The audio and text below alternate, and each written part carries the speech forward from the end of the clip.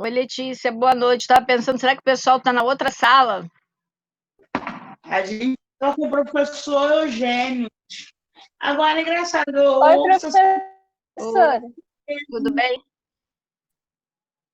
Ué, a Aham. aula dele é depois da minha, não é antes. Não, é porque ele falou com a Com a Margarete. Ah, eu tô Margarida nem a- que ele ia colocar primeiro. Tipo, aí a gente ficou de 1 com as 6h20. Foi isso que aconteceu. Gente, Quiser onde é trocar que a tá ordem o dos link do tempos, e por mim ah, não tem problema. Ou quiser trocar o dia também, não tem, por mim não tem problema não, tá? Eu vou ver com a Margarete, que de repente facilita, né? Porque para vocês deve estar Uhum. ruim. A gente Aí por isso que onde é que tá o link da senhora? tá na teoria geral dos tá lá. TGC, É, tá? a sala é diferente. A sala é diferente, TGC. TGC, cada matéria tem uma sala.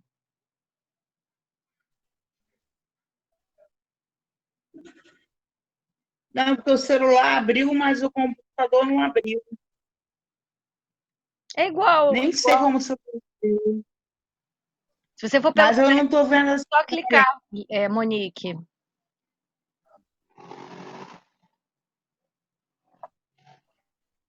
Eu não consegui, foi gravar a nossa aula do primeiro dia, Ah, tá. de segunda-feira. Não sei o que aconteceu, que quando eu consegui sair, eu dou a mesma Liga o matéria que eu microfone dei alguém. hoje. E aí eu gravei a aula de lá, consegui. E aí coloquei para vocês pelo YouTube. O conteúdo é idêntico, né? Pra não ficar sem, tá? Eu achei que Entendi. foi a maneira que eu encontrei da gente não ter ficar sem o conteúdo ali. Mas foi a aula da outra turma que eu coloquei. Porque quando eu fui ver a gravação, tinha gravado assim, segundos. Não sei o que, eu devo ter feito alguma coisa errada. Né? Agora eu estou Eu gravando. não tô conseguindo abrir minha tela. Não tem problema, Monique, não tem problema. O importante é que você está aqui. Isso já aconteceu comigo. Tinha uma vez que eu não consegui o som. Eu lembro. Lembra? Professora, olha só, se de repente eu sair, é porque o técnico do meu computador chegou, Tá, que eu estou usando da minha irmã. sem É problema. porque aí eu saí em função disso. Tá, eu vou de qualquer maneira, eu estou gravando a aula. E aí depois eu vou passar para aquele canal do YouTube e coloco o link lá no Classroom para vocês, tá? A primeira aula também ficou gravada. A primeira aula de segunda, o que que aconteceu? Quando a aula terminou, eu verifiquei que a gravação não ficou boa, não ficou direito, gravou um pedaço pequeno. Eu dou a mesma matéria em Campo Grande, na terça-feira. Então, ontem eu consegui gravar a aula deles. Aí eu coloquei o Ah, link da aula deles para vocês. O conteúdo é idêntico, eu parei no mesmo lugar, o artigo 4º, igualzinho, tá? Então tem o ah, Entendi. mesmo perfeito. conteúdo numa aula que não vou dizer que seja idêntica, porque cada turma é uma turma, mas é a mesma matéria, né? O que eu falei Aham. para vocês, eu falei para eles, né? Só muda as brincadeiras, né? Que aqui eu vou brincar com o João com divórcio e lá eu vou brincar com o Enzo. Mas tudo bem. A gente só muda, com a Carol, a gente muda as pessoas, né, Letícia? E vai brincando. Mas É, é o mesmo conteúdo, é a mesma disciplina, tá? E aqui para mim tá aparecendo agora que tá gravando, aí eu tô só de olho porque eu tô com, não sei o que que aconteceu, que não tinha acontecido isso semestre passado. Foi a primeira vez que, marcando que tá gravando, deixou de gravar, né? Certinho? entendi. São 6h25. Certinho. Vamos esperar mais só um pouquinho para ver se entra a Beth, o João e o André, né? Para a gente começar. Aham. Que aí eu vou comentar o programa e a gente vai começar o nosso primeiro item, que vai falar do conceito e vai falar da evolução histórica dos contratos, tá? Que é uma matéria bem interessante. Se a gente pegar o Código Civil, a gente vai verificar que metade dos artigos é de matéria contratual, né? Porque o contrato faz parte da nossa vida de uma forma muito presente, né? Muito presente mesmo. Vamos só, pelo menos das 6h30, e a gente começa mesmo que eles não entrem. Tá, Letícia e Monique? O que é isso aqui que apareceu para mim? Esquisito. Tá bom. Tá bom? É que tá aparecendo a sua tela gravada, que você tá gravando a tela. Só isso aí. Mas já apareceu a imagem? A Beth aí. Oi, Beth. Oi, professora. É porque você tá abrindo várias janelas. Não, não tô com a mão nele. Ele tá abrindo sozinho. Deixa eu ver se eu consigo fechar isso aqui. Ai, ai, esse computador tá esquisito. Vocês estão vendo alguma coisa? O Não, Não. que só aconteceu? tá aparecendo a sua tela. A minha tela preta, isso? Eu vou tentar fechar aqui. Aí a gente. Não, não é isso. Eu tô vendo. Tá vendo? Eu tô vendo a Eu tela tô, professora. Tá aparecendo embaixo. É, mas é esquisito, né? Como é que isso Clica na de vai baixo, Uhum. Letícia, que ela abre. Não, tá dando pra ver direitinho, porque ela tá abrindo outra tela no computador dela. Não tô. Esse é o Aí tá problema. aparecendo aqui. Letícia, eu não abri tela nenhuma. Ele abriu só. Ela espelhou. Sim, aqui tá Como é que a aparecendo gente tira esse espelhada. espelho? Ai, meu Deus, por que eu fui falar que tava dando problema? Não, eu tô vendo bem, professora. Eu abri a tela pequena. Eu vejo a Monique em cima. O João agora entrou aqui, mas eu vejo uma dupla tela, mas tudo bem. Deixa eu ver se eu consigo aqui. Só tentar aqui partilhar, não é o caso. Não é o caso. Alguém está Também partilhando a tô tela. vendo aqui numa tela pequenininha também. Eu acho que a Monique está partilhando a tela. É isso. O que está acontecendo? Monique, você está aí ou saiu? Aqui, a Monique Bezerra está a partilhar o ecrã total. Tem que clicar lá em cima e tirar. Agora foi. Foi, agora melhorou. Sejam bem-vindos quem chegou depois. Acho que a gente pode começar, né? Que o André vai chegando, né? O André já vai entrar. Ele tava na outra sala, Tá na gente? outra sala, então vamos esperar ele entrar que a gente começa com todo mundo, né?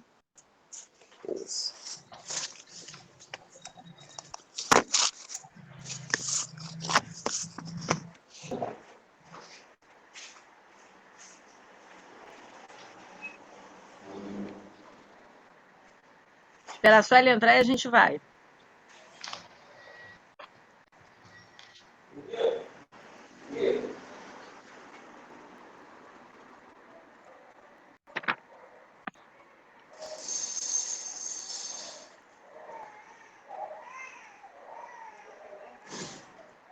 Professora, eu tô meio enrolada. Hoje é qual matéria? Teoria Geral dos Contratos, que é Direito Civil. É uma matéria de 2 tempos. E aí depois vocês terem uma aula com o Eugênio de Penal. Seriam os 2 últimos que vocês tiveram agora.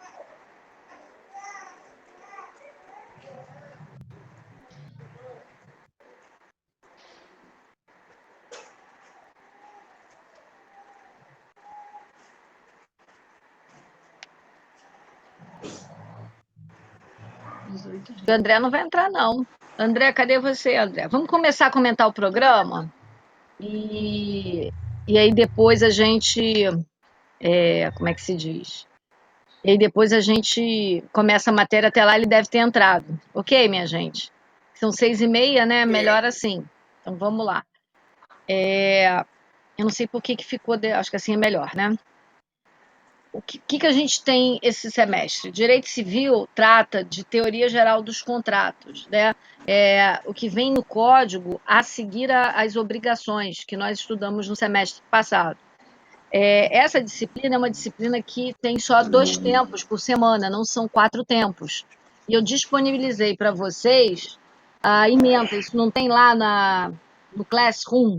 Eu não coloquei para vocês o conteúdo do semestre, bibliografia, está lá disponível. E aí, se a gente pegar a nossa emenda, né, aqui está Direito Civil 3, mas na verdade é Direito Civil isso aí. Isso mesmo, João. É Direito Civil 4, né?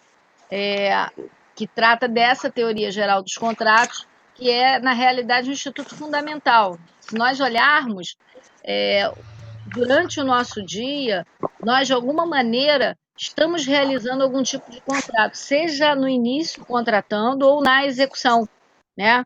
Até o fato da gente estar se encontrando virtualmente envolve relação contratual, né? Eu, pelo menos, tenho um contrato de fornecimento de internet e é através desse contrato de fornecimento de internet com a NET que eu consigo estar com vocês. E nós temos a empresa que fornece energia elétrica, a empresa de gás que eu não quero nem pensar, né? E a gente tem uma série, né, de eventos, né, e de fatos do nosso dia que envolve na realidade contratos que fazem parte da nossa vida e nós não sentimos. Nós vamos realizando, nós vamos executando esses contratos sem ter a consciência de que é o que a gente está fazendo naquele momento, certinho? Então, essa matéria ela não vai tratar dos contratos em espécie, ela não vai tratar dos detalhes dos contratos nominados, como é a compra e venda, como é o comodato, né? Como é o Instituto do Mandato. Ela vai tratar, na realidade, somente da teoria geral dos contratos.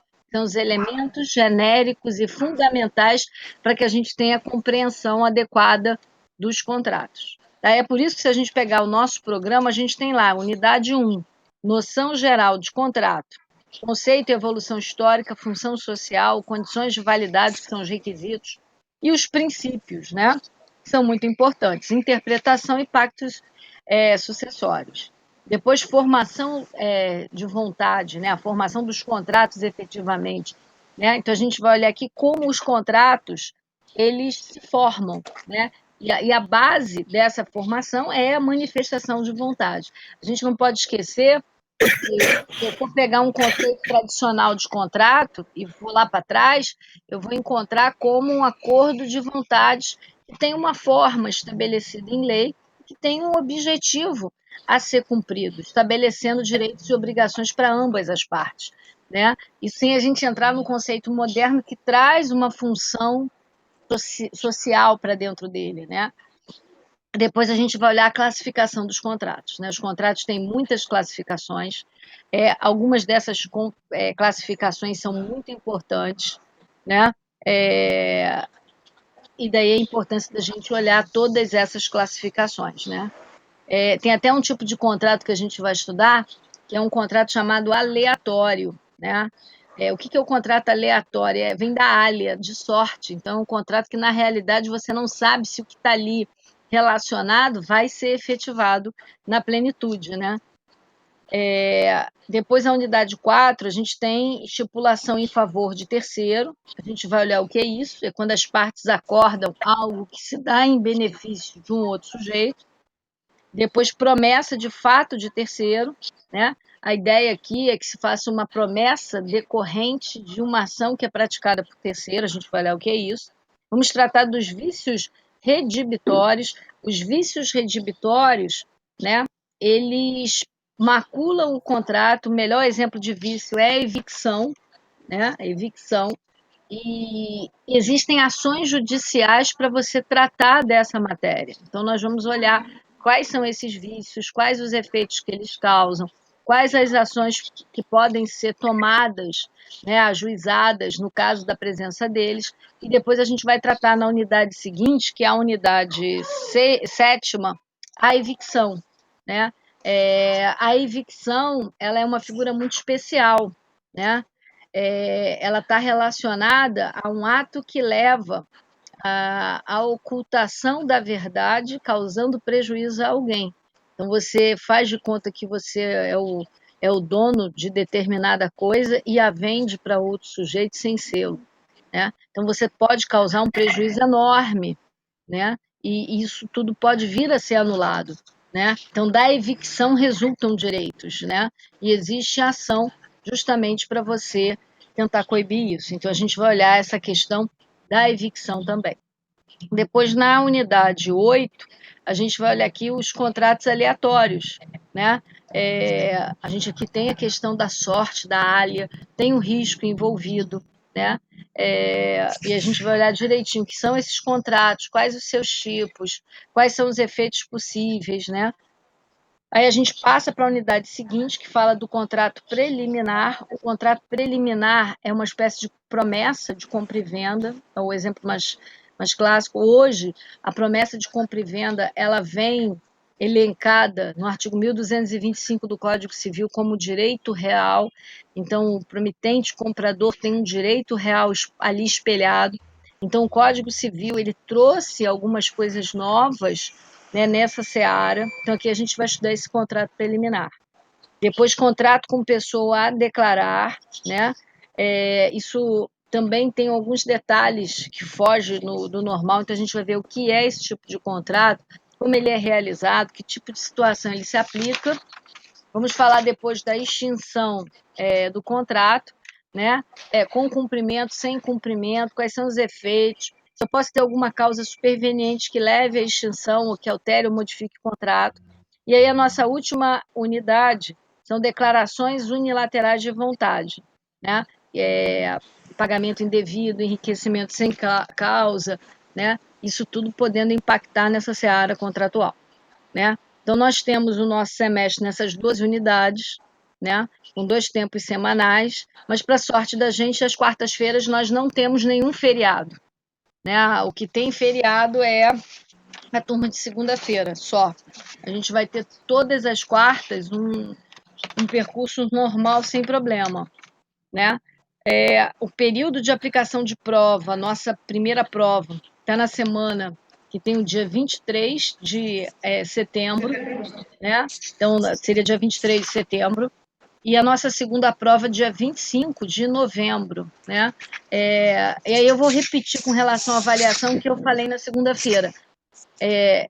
Eu vou seguir o modelo do ano passado, semestre passado, né? Com as atividades que eu passar para vocês, só que o movimento da instituição é no sentido de se ter uma prova no dia marcado. Então, se assim for determinado, no dia designado para a prova, por exemplo, 23 de setembro, eu coloco a prova no portal, vocês fazem e me enviam no mesmo dia, no horário da aula, tá? Mas a gente vai verificar como isso vai ficar mais adiante, né? Também se falou que se houver autorização do governo para retorno às aulas, se retornaria. A turma de vocês eu acho possível porque é uma turma pequena. A gente conseguiria manter as medidas de segurança em distanciamento físico, né? Mas aí também isso vai acontecer durante o semestre e a gente vai conversando. Certinho, minha gente? Até aqui alguma pergunta? Deu para ter uma visão do conteúdo que a gente vai estudar? Certinho? Não, tranquilo, professora. Pouco não Tranquilo. ia ser. Você não Aqui tem um esperava. calendáriozinho, né? Tô com medo, professora. Não tenha medo, Monique. A gente está na vida. Tô com medo. Né? Tem que estudar. Todos nós temos que estudar. Isso aí é básico, né? Já tô arrancando as tranças. Fique tranquilo, não arranca as Professora. Fala, João. Aqui existe Calendário. um calendário que a Margarete colocou no site. Eu coloquei lá na turma, lá no nosso grupo. Tá Entendeu, certo. Monique? Entendeu, Beth? Entendeu, Letícia? Entendi, mas a professora mandou, eu também botei no grupo. Se vocês olharem, a doutora Ana me mandou, eu mandei também. Eu Botei mandei no grupo. que eu tinha ficado de mandar para vocês, eu enviei. Isso. Eu enviei para o grupo. Eu, sinceramente, não vi. Não tem assim. Preste atenção no grupo. Monique, guarda o Pode seguinte: deixar. toda segunda e toda quarta você vai me encontrar por aqui.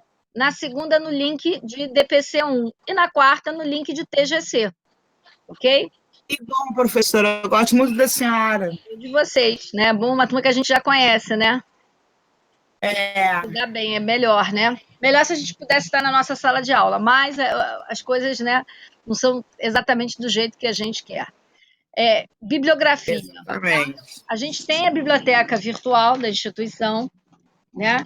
E a gente tem a relação nessa ementa. Fala do Caio Mário, fala do Venosa, fala do Star Wars e tem a bibliografia complementar. Livro bom, minha gente, é livro que se lê. Então, o livro que se lê é livro que a gente sente uma sensação positiva lendo. Então, todos os autores servem. Vocês têm, até pela biblioteca virtual, aquele livro que é um volume único. A Monique até comprou ele em papel, que você levou para mim na faculdade, né? Do Pablo Stolzen. Ele tem toda essa matéria de uma maneira também simples. Então, ou seja, pela via virtual ou física, quem tiver, pode estudar por ele, que não tem problema nenhum. O importante é sempre ler alguma coisa além do conteúdo, tá? Eu também vou mandar alguns textos para vocês, né? Eu separei alguma coisa. Vocês vão ver que eu vou colocar para vocês essa semana a evolução histórica do conceito de contrato e sua relação com os direitos humanos. É um texto bastante interessante, não tem tantas folhas assim, né? Para a gente tentar, com isso, enriquecer o nosso conteúdo e completar a matéria. Tá? O que eu pretendo fazer esse semestre com relação a atividades extras, né? Eu pretendo fazer aqueles fóruns. Como assim? Eu vou colocar uma questão, eu vou passar um texto, eu apresento uma questão desse texto, vocês leem um texto, e aí o aluno vai ter que responder essa questão no fórum que vai ser criado lá no Classroom, né? E aí depois cada aluno vai comentar a observação que foi postada por um colega de turma. Então, a Beth, ela coloca ali a sua resposta, aí o João vai comentar o comentário da Beth, né? E aí a Monique vai comentar da Letícia, que comenta do João. O importante é que haja essa participação. Eu acho que vai ser menos maçante do que vocês fazerem resumos, né? E é uma forma da gente ter uma participação ativa de todo mundo que vai de alguma maneira, apresentar o seu entendimento sobre aquela questão que foi levantada. Tá bom assim, minha gente? Tá. Tá Mas, bom. professora, Tá. os questionários estão de pé ainda. Quando chegar perto da prova, eu mando aquele questionário. Senão não você não questiona, não é verdade? Tem jeito. Aí, Não, aí depois a gente a Margarete e o Júlio dizem que o questionário acompanha. O questionário acompanha vocês. Sempre. Esses anos todos, sempre. Mas eu acho que é positivo, porque quando você está perto da prova e você faz o questionário, você está revendo a matéria. É verdade. A gente está com programa e avaliação, tá? E bibliografia, o que a gente estava falando agora. Certinho, então, assim, minha gente? Tá? Então, eu vou usar esse fórum que a gente vai desenvolvendo durante as aulas, né?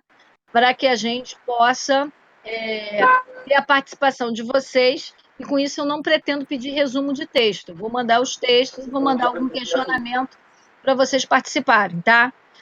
Eu sei que a nossa aula tem 2 tempos, mas o que vai acontecer é que eu vou dar os 2 tempos e, além desses 2 tempos, eu vou passar essa atividade para vocês, certinho? Porque eu acho que 2 tempos é muito pouco para eu poder dividir isso e fazer dentro da aula, tá? Então, minha ideia é essa. Hoje, por exemplo, depois da aula, eu coloco o link da aula que está gravando, até vou olhar aqui se está gravando mesmo, ainda, né? Eu acho que está, aparentemente está, para não acontecer igual a aula passada que acabou não gravando. E AUX mode. Nosso 2 tempos. Ok?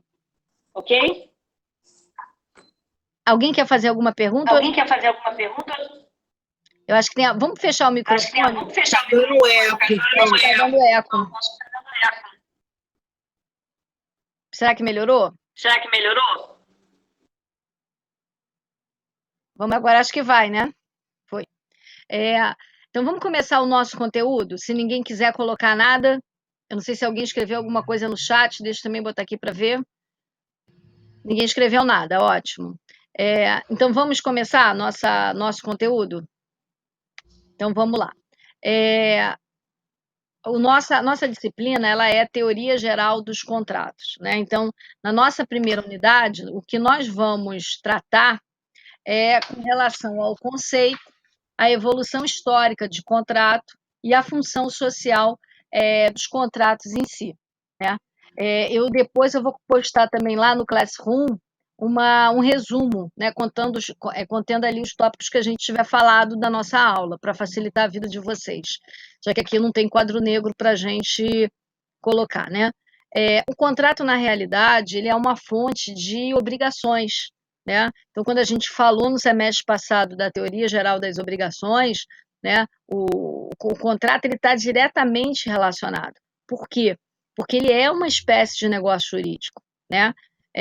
E os efeitos que ele produz, tá, eles não vão se limitar apenas às obrigações, eles vão muito além. É aquilo que eu hoje, quando eu estava falando do conteúdo, coloquei, né? A nossa vida, ela é repleta de contratos, né? É a internet que a gente paga, né, para poder utilizar, né, o computador com a velocidade para navegar ou até para fazer esse encontro da gente. É a luz que ilumina e a gente consegue com isso enxergar, né, adequadamente. Imagina se a gente estivesse fazendo tudo à vela, não ia dar muito certo, né? Até por conta dos papéis todos, né? Então, a gente tem uma série de relações de natureza contratual que vão permeando o nosso dia a dia e a gente não percebe. Não percebe em todos os segundos, em todas as vezes. Né? Eles vão fazendo parte naturalmente. Né? E o contrato em si, ele é uma espécie de quê? De acordo de vontades, que tem por finalidade a criação, a modificação ou até a extinção de direitos, né, de obrigações, né, dependendo do que seja, criar ou extinguir. E, na realidade, o contrato está ali para conciliar interesses opostos dos sujeitos, né, que fazem parte dessa relação, né, obrigacional de natureza contratual. Né? Então, a base, o fundamento ético do contrato, ele é o quê? Ele é a vontade manifestada das partes contratantes. Então, a vontade, o elemento volitivo, ele é o quê? Fundamental. Kelsen, né, eu acho que vocês chegaram a estudar em filosofia do direito, me parece. Chegaram a falar dele, não, minha gente? Sim. Né, que fala da teoria pura do direito, ele procura conceituar o que seria justiça, né? É um autor muito importante do século passado, né? Ele coloca o quê? Que o contrato ele é ao mesmo tempo, né, um ato, né, porque ele é um acordo, e ele é também norma, porque ele tem força normativa entre as partes. As partes criam aquela norma, né? Existe até no latim uma expressão pacta sunt servanda, né? Que é o respeito à palavra dada. Então, se eu me obriguei a cumprir o que ali eu estou estabelecendo, né? O fato de eu ter me obrigado a cumprir, de ter empenhado a minha palavra, é o suficiente para que eu cumpra. Essa é a ideia, né? Aquele que a gente fala de compromisso do fio do bigode, né? Que aquilo dali era suficiente para garantir o cumprimento do contrato, né? E aí, em razão disso, né, que ele coloca até que não seria possível o desfazimento daquele contrato, né, porque você teria que buscar uma execução para que ele pudesse ser cumprido. Né? Hoje isso é um pouco diferente, porque daquela autonomia ilimitada que originalmente se tinha, o contrato hoje tem um papel social a cumprir. Então, é possível você ter o descumprimento com as consequências desse descumprimento contratual. Tá? O contrato, ele não é simplesmente um documento, ele é uma espécie de instrumento, né?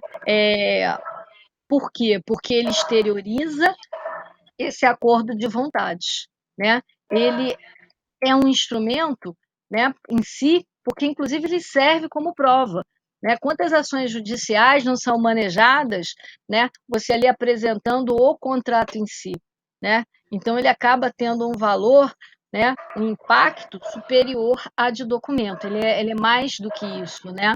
Ele é mais do que isso. O contrato ele tem funções, né? E a principal função, até historicamente, se a gente for olhar, é uma função de natureza econômica. Né? É bastante comum contratos com impacto econômico.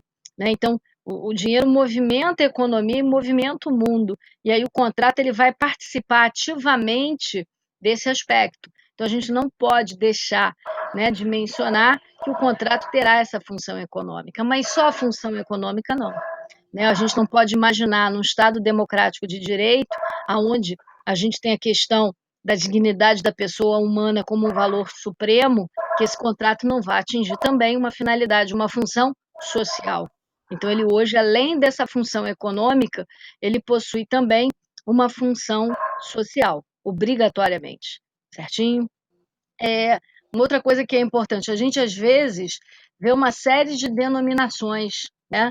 E muitos até sustentam que são sinônimos, né?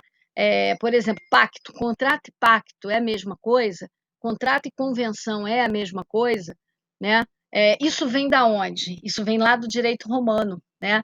Na realidade, é como se convenção fosse gênero, então é amplo.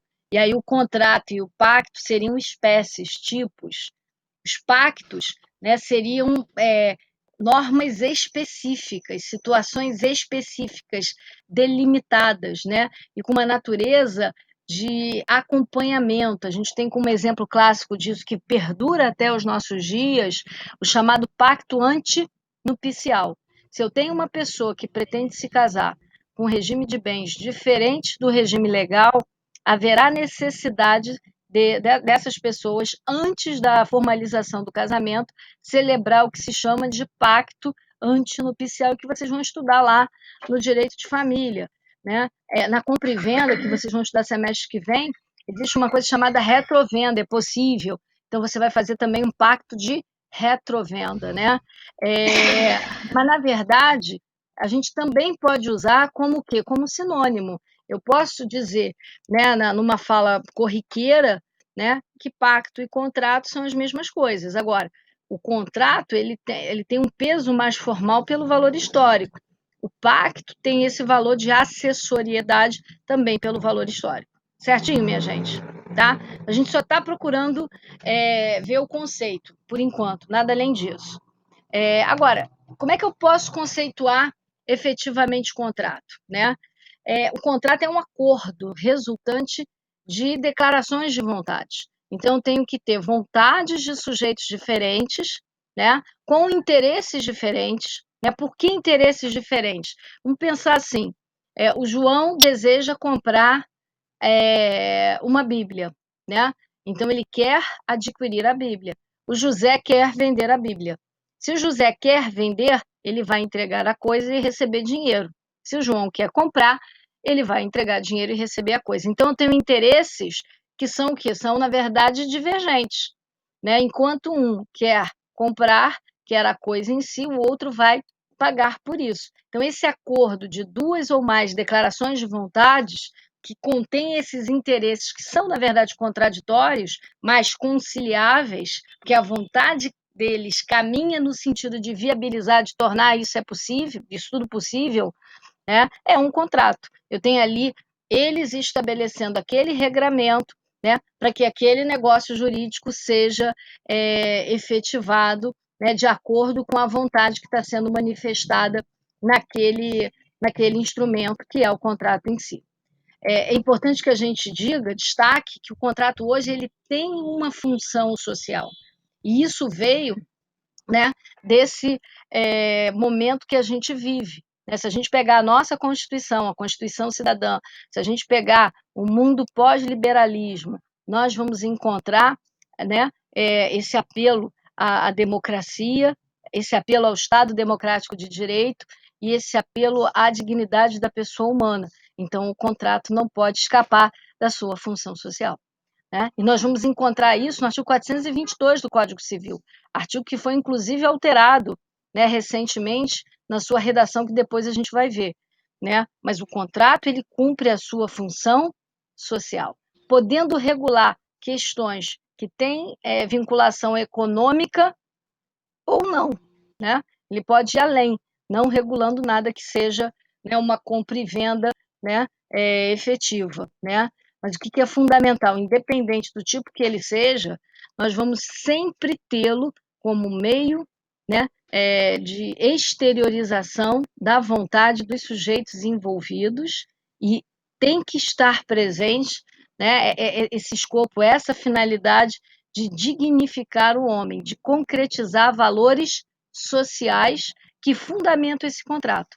É por isso que a gente fala que a fundamentação do contrato ela não se encontra só no Código Civil, ela também se encontra na Constituição.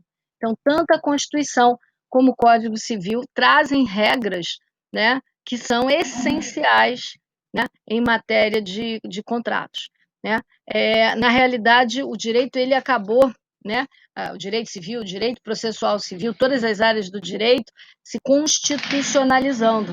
Então, a gente acaba encontrando os valores constitucionais entrando dentro, né, das diversas áreas do direito e se fazendo presentes, né, de uma maneira muito especial, né, e trazendo esses valores, né, para dentro de cada parte do direito. Ok, minha gente? Deu para entender o que é o contrato em si? O que o contrato significa? Para todo mundo? Sim? Tá, depois eu mando por escrito essa finalidade econômica, finalidade de função social, essa socialidade que ele tem, e um conceito bonitinho escrito, né, num resumo para vocês poderem ter anotado isso. tá? Mas o que é importante a gente compreender é isso, que o elemento vontade é um elemento essencial, não há contrato se eu não tiver manifestação de vontade, tá? E que, na realidade, o contrato, ele não tem um conceito único, né, no tempo. Ele veio se alterando de acordo com a evolução da sociedade. Então, se a gente pensar no mundo da época da Revolução Industrial, o contrato ele primava muito mais pela vontade manifestada entre aqueles sujeitos do que olhar o lado da socialidade. Hoje não. Hoje o contrato ele tem que possuir uma função social e o Estado, inclusive, intervém, estabelecendo cláusulas possíveis e não possíveis, né? Não aceitáveis em matéria contratual, justamente em razão dessa função social, né? Que está atrelada à teoria geral dos contratos. Tá? Um detalhe também é que na nossa sociedade é muito presente esse mundo rápido de relações múltiplas e o contrato ele deixou de ser negociado cláusula a cláusula como era no passado. Ninguém hoje senta mais para discutir redação de cláusula. Os contratos que a gente celebra, na grande maioria, são contratos de adesão, não é assim?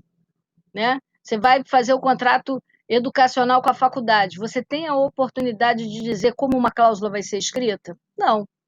Eu vou fazer o contrato educacional da minha filha, né? Eles me entregam aquilo, nem mais entrega, né? Mandam pelo e-mail, você acessa o portal e você pega ali. Todo pronto. Você não pode botar uma vírgula em lugar diferente, né? Banco, plano de saúde, qualquer coisa que a gente venha adquirir hoje, você já tem um modelo ali fixado, né? Que é feito de forma unilateral e que você vai aderir.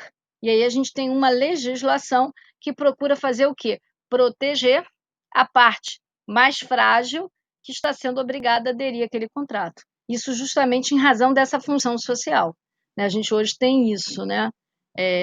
Os contratos, eles, na maioria absoluta, têm esse viés adesivo. É estar pronto e você ter que aderir, ter que aceitar. Tudo bem até aqui, minha gente?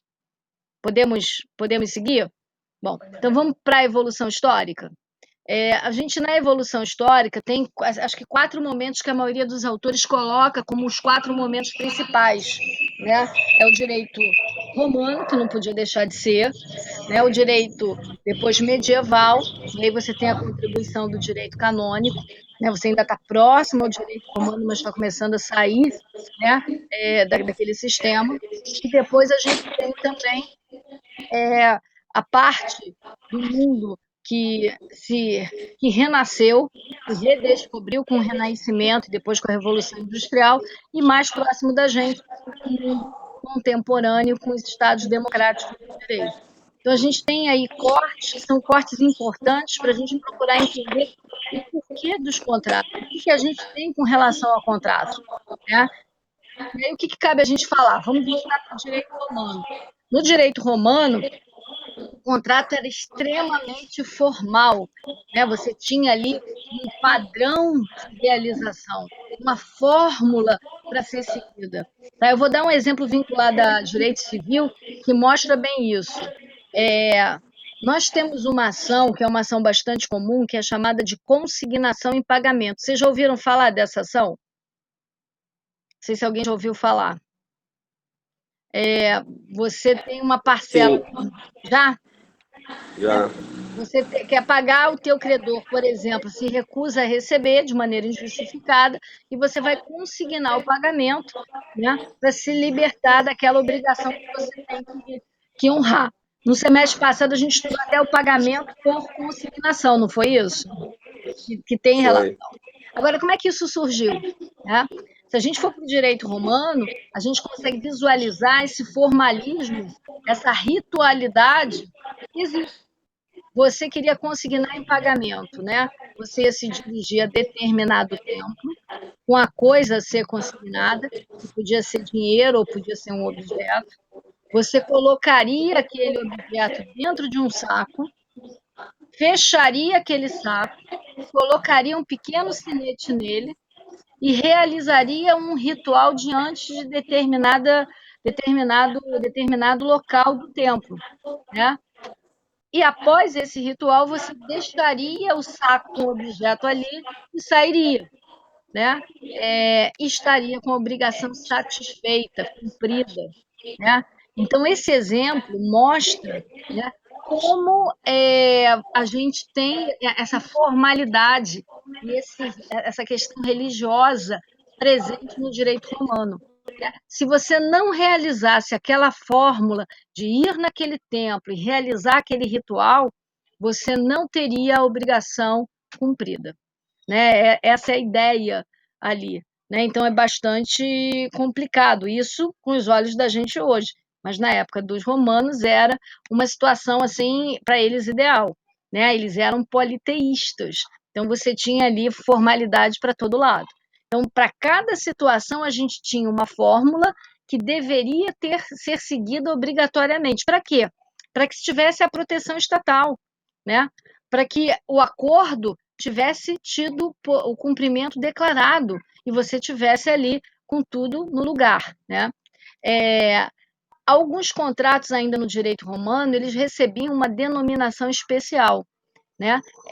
Esses contratos eram aqueles destituídos desse formalismo, né? Então, eles não tinham uma fórmula própria, eles não eram tutelados pelo Estado em si, pela figura pública em si, né? Eles eram chamados de pacta.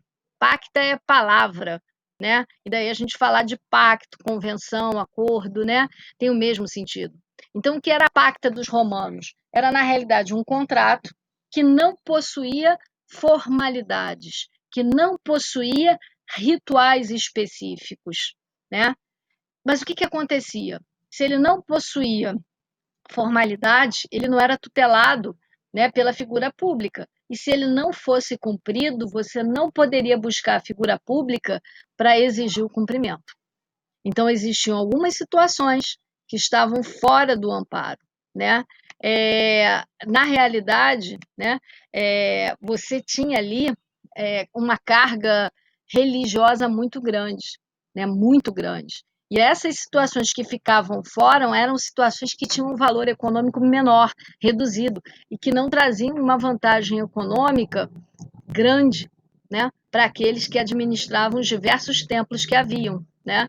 Então, por isso que acabou tendo espaço para a criação desses pactos, né? Essa pacta, que é uma questão menor.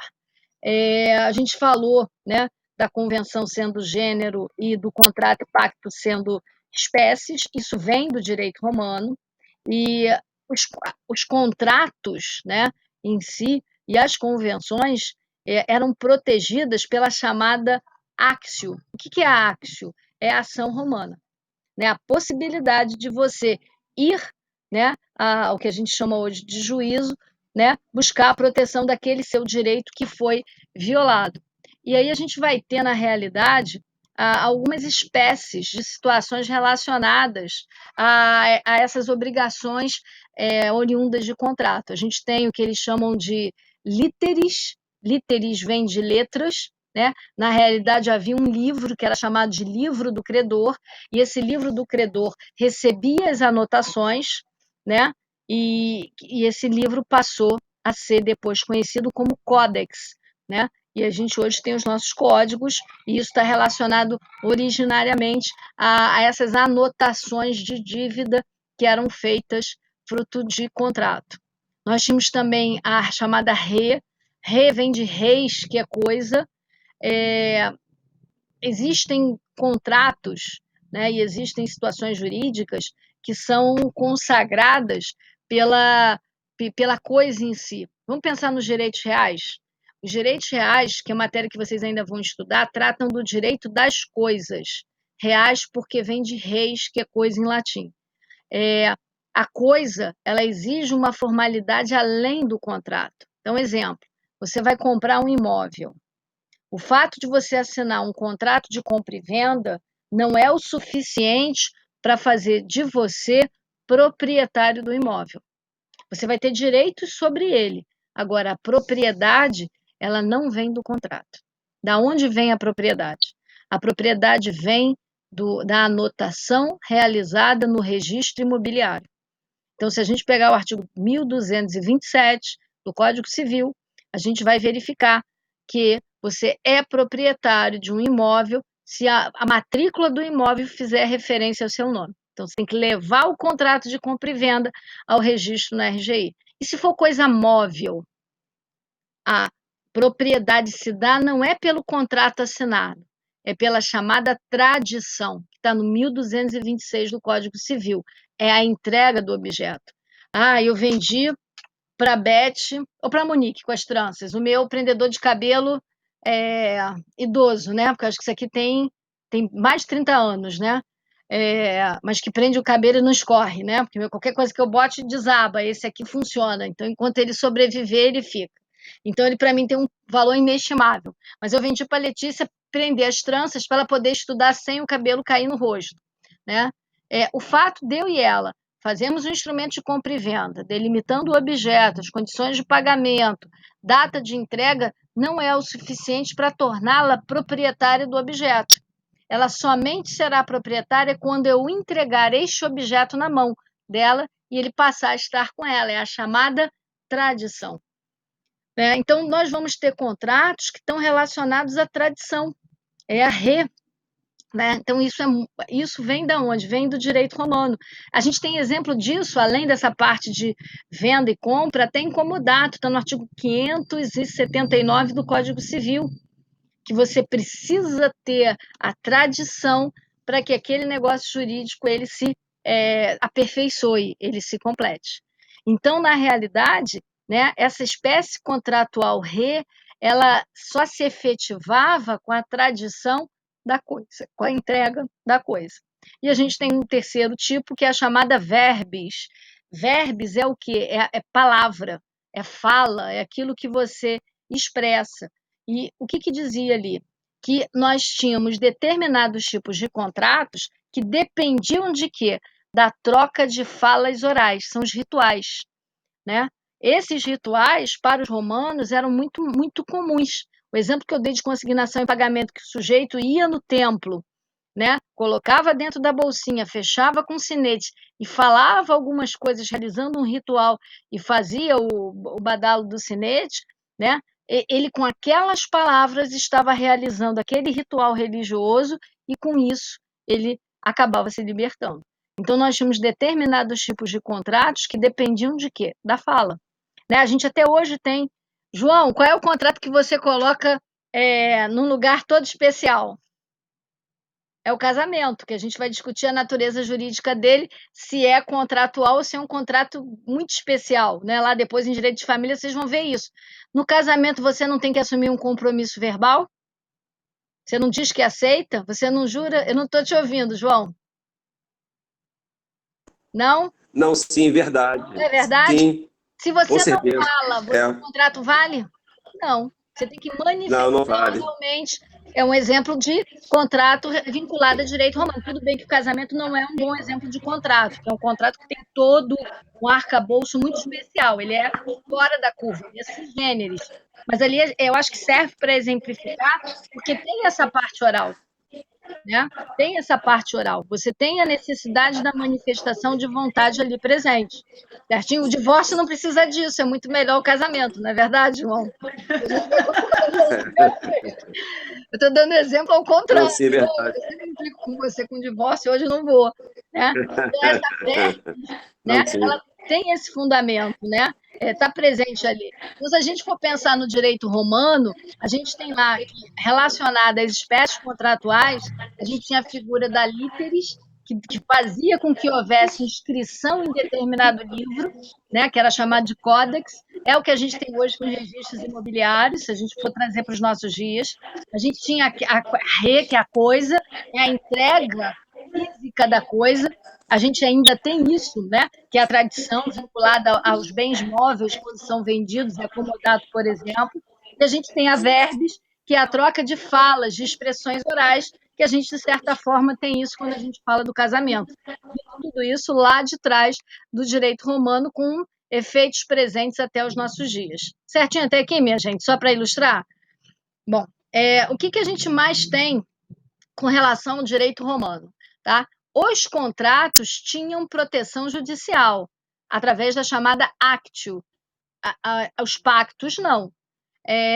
Os romanos acabaram sendo como é que eu posso dizer? Eles acabaram tendo muito sucesso, né, e fazendo muito bem normas, né, e eles foram os criadores do chamado Corpus Iuris Civilis, que foi a base do direito civil, né, eu diria de certa forma até hoje, porque o que se desenvolveu na sequência se desenvolveu dessa raiz que veio do direito romano.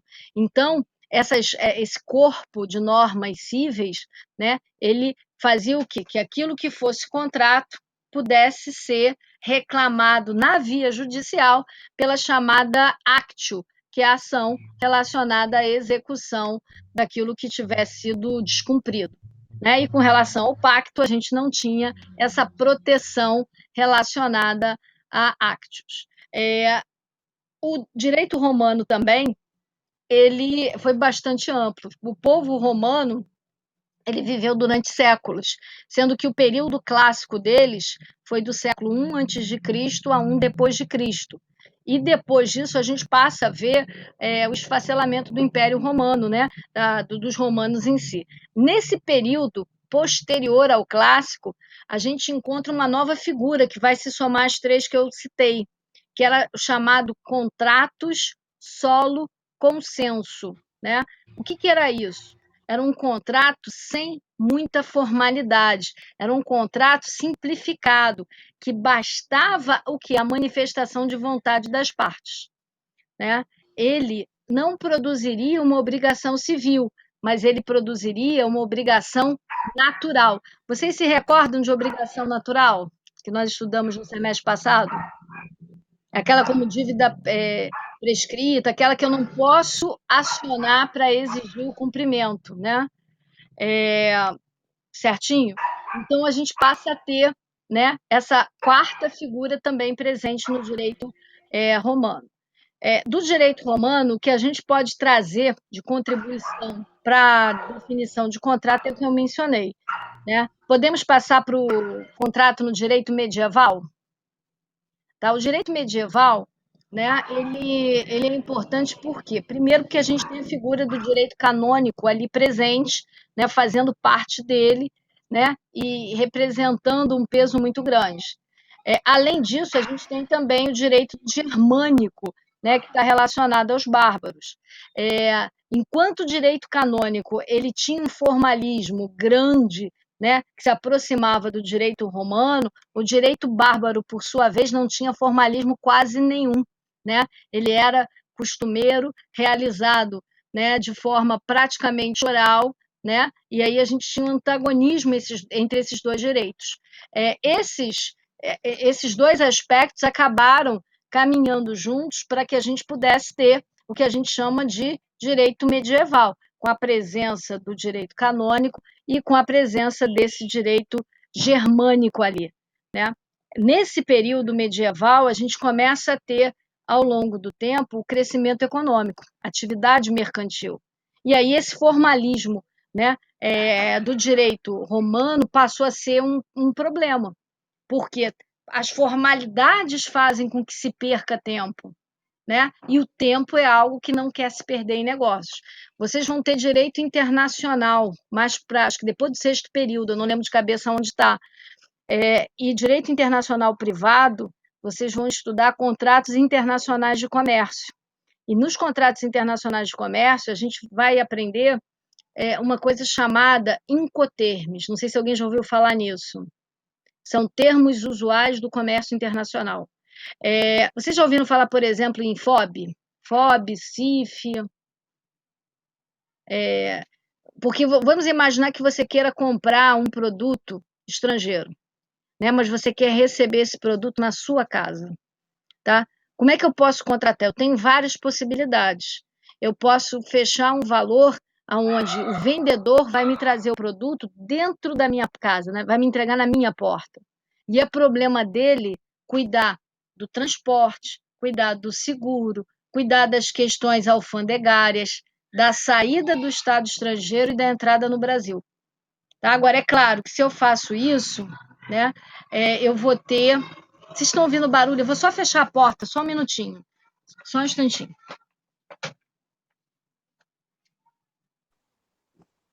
Acorda, Beth. Acorda.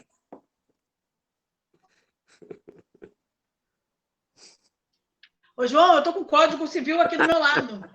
Aí eu tô marcando aqui. A minha filha mais velha ganhou flores do namorado e a mais nova teve um ataque, entendeu? Mas tudo bem, que alegria. Ela tem 8 anos, estou toda feliz. Aí não tem condição, né? Eu fechei a porta, desculpa. A gente fala, não pode falar alto.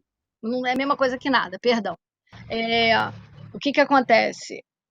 Voltando para cá. Então, se eu estou comprando o produto para ser entregue dentro da minha casa, o valor do produto vai ser maior, porque quem está vendendo vai ter que cuidar de toda essa logística para que o produto chegue na minha residência.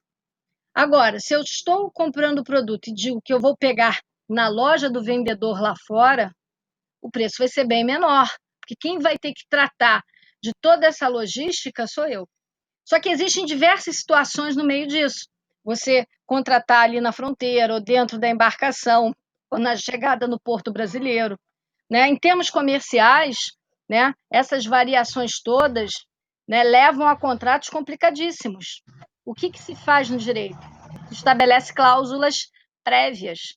Então, eu tenho siglas como o FOB, que significa Free On Board, é livre a bordo. Então, você vai entregar a mercadoria dentro da embarcação, já ali, né?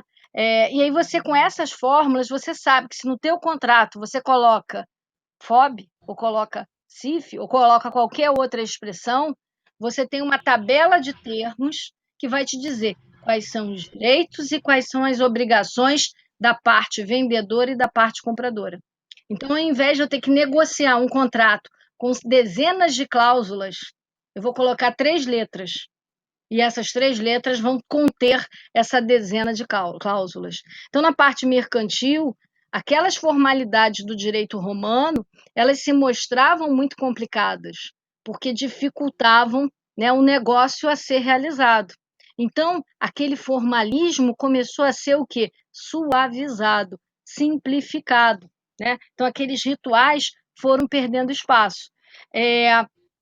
Apesar de perder espaço, a gente tem a questão religiosa ali presente. Por quê? Porque se a gente pensar no direito canônico, se a pessoa se comprometia a fazer, se a pessoa assumia aquele compromisso de fazer, né, ela estava empenhando a sua palavra ao contratar. E se ela descumprisse? Ela estava, na realidade, faltando, né, com a sua palavra, e ela estava cometendo um pecado, porque a mentira é pecado. E aí você tem toda uma carga de punição voltada ao religioso. Isso ainda também acontecia na Idade Média. Né? Nós vamos encontrar nessa parte medieval, por força desse direito canônico, né, esse poder consciente, oriundo, né, do pecado ali presente. Então, muitas vezes, o contrato tinha como garantia de cumprimento a palavra, com o peso do descumprimento relacionado à questão religiosa. Né? E aí, até recentemente, isso esteve presente. Né? Se você não fizer dessa maneira, Deus castiga, não é assim que se faz?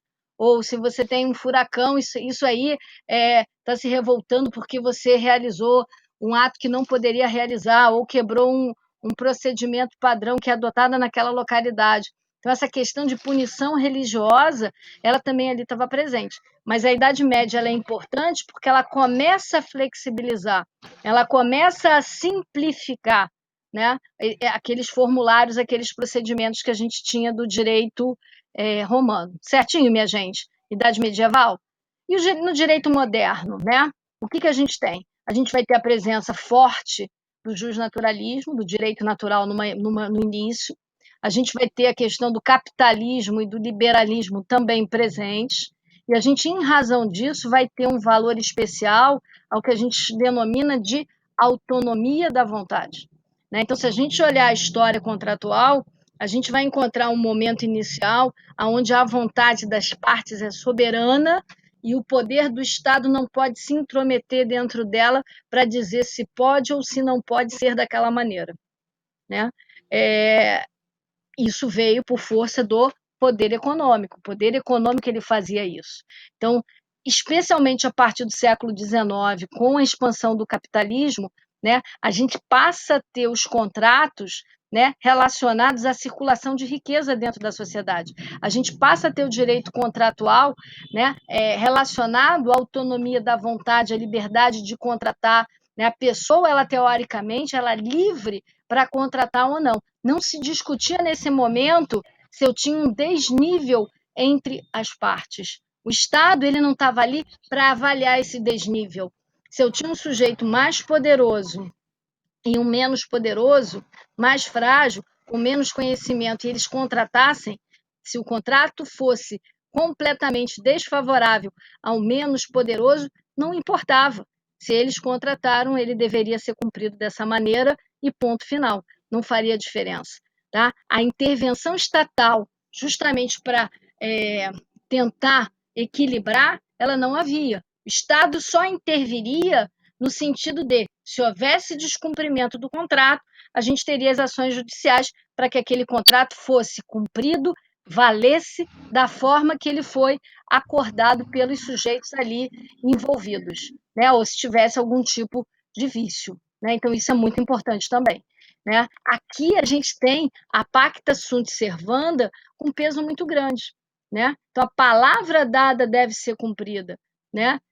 Pouco importando a questão social. O que importava aqui era o respeito ao compromisso assumido e a questão econômica, né? A função econômica do contrato e nada além disso, né? Então, a igualdade que a gente pode falar nesse período é uma igualdade meramente formal dos sujeitos, né? Eles são partes contratantes, então, em tese, são iguais.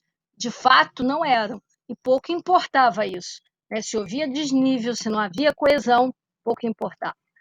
Nesse período, a gente também deve destacar duas normas civis muito importantes nessa matéria de teoria geral do contrato. A primeira delas é o Código Civil de Napoleão, de 1804, né? Código esse que trouxe, né, uma luz muito grande para o direito civil em várias áreas. Apesar de, em matéria contratual, ele não possuía um livro próprio, né, uma regra própria. O contrato era tratado dentro do direito de propriedade. Então, o livro que cuidava do direito de propriedade cuidava também dos contratos. E por quê?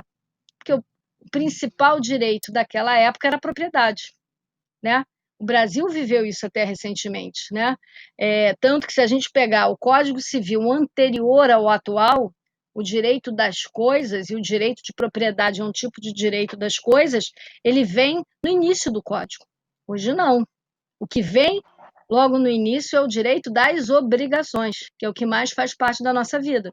O direito das coisas vem depois de obrigações e contratos, né? Ele foi relegado a uma posição inferior. Por quê? Porque hoje não é o fundamental, né? Mas se a gente pensar no Código Civil de Napoleão, o contrato era tratado dentro do direito de propriedade. Agora, o segundo código importante, que é de 1900, é o Código Alemão, né? O Código Civil Alemão era chamado BGB.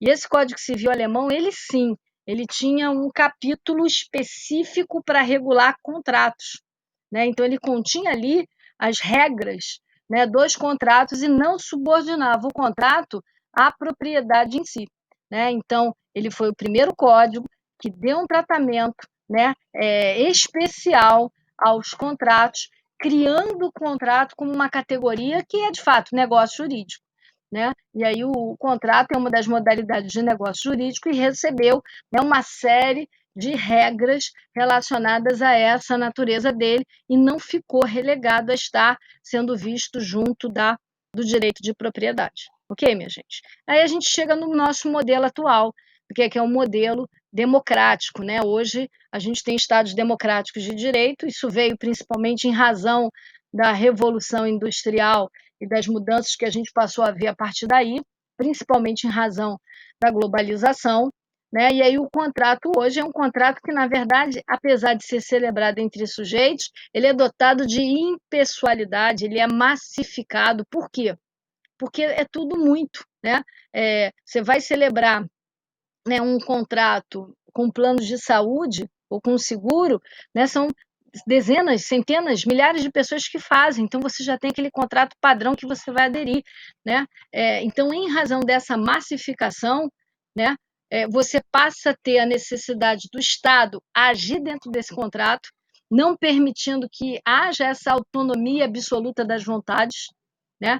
Então, o Estado ele intervém nos contratos, né, em razão desse modelo com viés social, e ele passa a dizer o que pode conter ou não dentro desses contratos, inclusive invalidando determinadas cláusulas, né? Então, a gente tem uma função social aliada à boa-fé, aliada à justiça contratual, né? Dentro hoje dessa seara toda contratual. E aí o conceito de contrato ele não pode, né, se distanciar, né, da função social que todo contrato tem que ter com base no modelo democrático, né, e autonomia privada de vontade, passando a ser limitada pelo Estado, que vai poder dizer, que vai intervir, né, se aquele tipo de cláusula se é admitido ou se não é admitido. Isso para quê?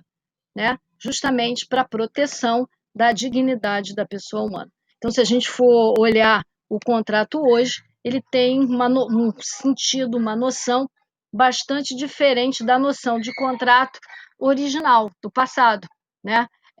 Num primeiro momento, ele era absoluto, dotado de extremas formalidades, né? Aquilo que a parte pactuou não podia ser alterado, o Estado só intervia para fazer cumprir a vontade das partes, e hoje não. Hoje a gente tem um contrato que, na realidade, é fruto da vontade das partes, mas a grande maioria não é negociada pelas partes. Você tem ali a adesão de uma das partes. E, em razão disso, você tem a necessidade do Estado, se for necessário, intervir, dizendo o que pode e o que não pode, né? E, inclusive, proteger, buscando, né, fazer com que essa função social ela tenha o seu espaço e tenha o respeito ali presente. Certinho, minha gente? Deu para ter uma visão histórica e uma noção de conceito, de contrato? Tá? Claro que eu não vou pedir essa parte histórica para vocês. Se a gente tiver uma prova, eu não vou pedir nada histórico para vocês. Mas eu acho importante a gente compreender como caminha para entender aonde a gente chegou hoje. Ok? Certinho? Perfeito, professora. Que Para todo conhecimento, mundo. professora? Não entendi. Parabéns. Que conhecimento. Perfeito. Eu gosto muito do direito romano. Não falei para vocês, eu dei aula de latim jurídico durante 5 anos. Paguei todos os dificuldades, porque a análise sintática também, né? São as expressões, a história e a análise sintática. Antes da minha mais velha nascer.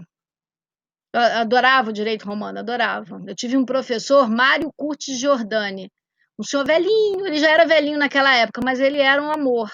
Ele tem até um filho que é desembargador do TJ, né, que é formidável também, é professor lá da UF. Assim, uma pessoa muito querida, né? Mas ele não tinha como a gente não se apaixonar com o direito romano com ele. Realmente não tinha. Ele falava... Até hoje. Muito bom, professora.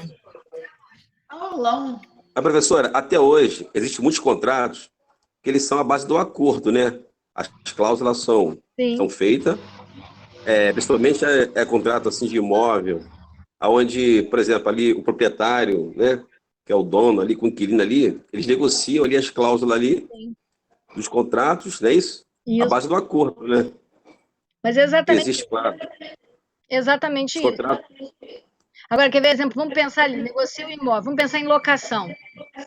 No contrato de locação, eu tenho a autonomia da vontade presente. As partes acordam. João vai alugar o imóvel para Maria. Estabelece que aquele contrato vai ter uma garantia. O João pode cobrar o aluguel vencendo? Não. O aluguel do mês de agosto vai ser pago em julho? Não. A lei só admite isso numa hipótese. Olha a intervenção do Estado para proteção. Ele pode estabelecer que a garantia do contrato vai ser 1 ano de aluguéis? Também não. A lei estabelece o limite de 3. Então, hoje o que a gente tem é o Estado intervindo, através das leis, é claro, e estabelecendo limites à autonomia da vontade. Então, se você quer celebrar um contrato de locação, a Lei 8.245 de 91, que rege a locação, ela vai te dizer, olha só, contrato de locação que não seja para a temporada não pode pagar antes de estar vencido. Então, você não pode cobrar o mês antes, tem que ser depois de passar. A pessoa ocupa e paga. E se tiver a garantia em dinheiro não pode ser superior a 3 meses de aluguel. né? E ali diz, é aluguel. Você não pode colocar o valor do IPTU, do condomínio junto, é só o valor do aluguel. Então, isso é limite aqui, a autonomia da vontade. Está dizendo que não pode ser feito. Se a gente olhar a parte de saúde, a parte bancária, né, se a gente olhar o Código de Defesa do Consumidor, quantas limitações não existem? Se a gente fosse para o período anterior, à Idade Moderna, não haveria isso. Eu teria uma igualdade das partes teóricas, que são iguais, e o Estado só ia intervir se esse lado descumprisse, o Estado agiria para ver o cumprimento. Hoje, a ideia é o quê? Eu tenho um contrato que, além da função econômica, tem uma função social. E como ele, basicamente, hoje, ele é de adesão na grande maioria dos casos, o Estado vai proteger. Então, ele procura estabelecer limites. Diga. Entendi. Mas é permitido, por lei, as pessoas fazerem esse contrato de 3 meses antecipado de depósito? Sim, é uma garantia. É uma garantia tá. contratual. Tá? Só que o que a lei diz, eu não conheço praticamente ninguém que faça. Eu acho que é o artigo 54 da lei de locação, não tenho certeza, mas eu acho que é o que a lei diz que vai ser aberta uma conta conjunta com aquele valor para que ele ali tenha remuneração e no momento do desfazimento se levanta o valor. Tá? Normalmente, o locador pega esse dinheiro, gasta, e na hora do fechamento do contrato, ele diz que tem que fazer pintura e fica por conta, ou se faz um acerto no pagamento do mês de saída, ou ele pega o valor literal do aluguel. O aluguel hoje é de X reais, aí ele pega 3 vezes X e entrega para a pessoa. Mas aquele depósito bancário que a lei menciona não é feito. Entendi. Porque professora, aqui em casa a gente mudou há pouco tempo foi depósito. Aí reza que vai ficar em conta poupança. Sim, é isso que a lei determina. Agora, essa conta poupança tem que ser aberta em conjunto pelo locador e locatário. Tá. Isso aí eu não sei como a minha irmã fez, porque a minha irmã também é advogada. Mas assim, as pessoas ela entende um pouco de locação. Você quer alugar, e o proprietário diz que é depósito, no contrato menciona o depósito, você não vai criar caso para poder ir no banco e abrir um conjunto. Você vai resolver depois, entendeu? Essa é a questão. Respondi, João, você que tinha começado. Não, sim, respondeu. Na verdade, tem contrato que já tem, assim, é modelo, né? Pré-estabelecido, não é isso? Que é a adesão. Principalmente para aqueles contratos dessa sociedade em massa que a gente vive. Banco, plano de saúde, financiamento imobiliário, escola. É tudo assim, academia. Professora, e a fidelidade? A fidelidade é uma cláusula especial. Você aceita se quiser. Só que, na verdade, tem muita coisa ali que é casado, né? E aí você vai discutir isso. Até que ponto te interessa ou não. Você pega, por exemplo, fidelidade relacionada a pacote de telefonia. Quantas decisões judiciais não tem que reduzem o valor da multa? Muitas. Porque está violando justamente essa função social do contrato. Agora, no contrato, as partes colocaram. Está ali. Quantas vezes a gente não assina um contrato que tem cláusula nula? Você olha e você vê. Banco, então, é campeão em fazer isso. Ok? Mas hoje, os contratantes não ficam teoricamente desprotegidos. Você hoje tem a possibilidade de intervenção justamente por conta dessa função social e tem por escopo o quê? A consagração da dignidade da pessoa humana, que é valor supremo do Estado. Se a gente voltasse 200 anos atrás, o escopo principal do contrato era o quê? Econômico, meramente econômico, exclusivamente econômico. Ok? Certinho, minha gente. Alguém certinho, quer algo mais? Então, vamos fechar. O que eu vou fazer? Eu vou postar essa aula lá no YouTube e coloco o link na sala de aula do Classroom. E vou colocar também para vocês um texto sobre evolução histórica. Não digo que vai ter todos os detalhes que eu falei, mas ele tem o básico. E aí depois eu coloco também os tópicos, faço um resuminho e coloco para vocês, tá? Ok? Professora, sim. Sobre o que a senhora falou, que vai postar no Classroom, e acredito que já vai ser de já essa atividade, que vai postar um texto e que a gente vai comentar sobre esse texto. Deixa isso para a semana que vem. Eu vou postar o texto agora para vocês lerem. Aí, na semana que vem, eu coloco ali a questão para vocês debaterem no fórum, tá bom assim? Com calma. Sim. Né? Então, na outra matéria que nós temos, a senhora também postou postou um material das 12 tábuas, não é isso? Eu vi 36 páginas. É isso, aí lê devagar, não tem problema.